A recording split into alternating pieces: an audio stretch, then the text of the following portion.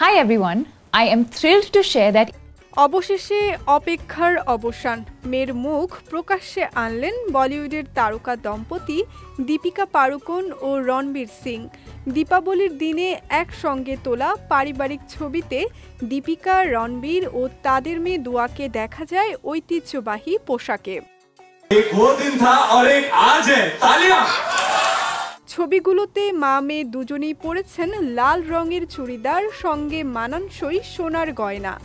দীপিকার মতোই রং মিলিয়ে সেজেছে ছোট্ট দুয়া। অন্যদিকে রণবীরের পরনে ছিল সাদা ও ঘিয়ে রঙের মিশেলে শেরওয়ানি। এক ফ্রেমে তিনজনের উষ্ণ মুহূর্ত ধরা পড়েছে। কখনো দুয়া হাসছে, কখনো বাবা মায়ের কোলে খেলছে। ছবিগুলোর সঙ্গে দম্পতি লিখেছেন দীপাবলির শুভেচ্ছা।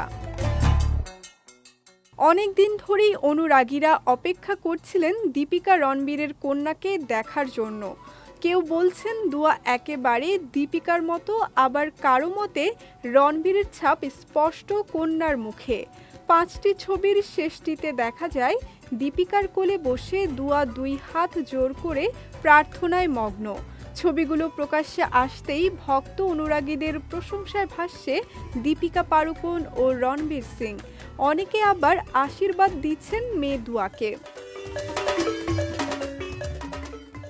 গত বছর গণেশ চতুর্থীর পরের দিনই কন্যা সন্তানের জন্মের খবর জানিয়েছিলেন দীপিকা।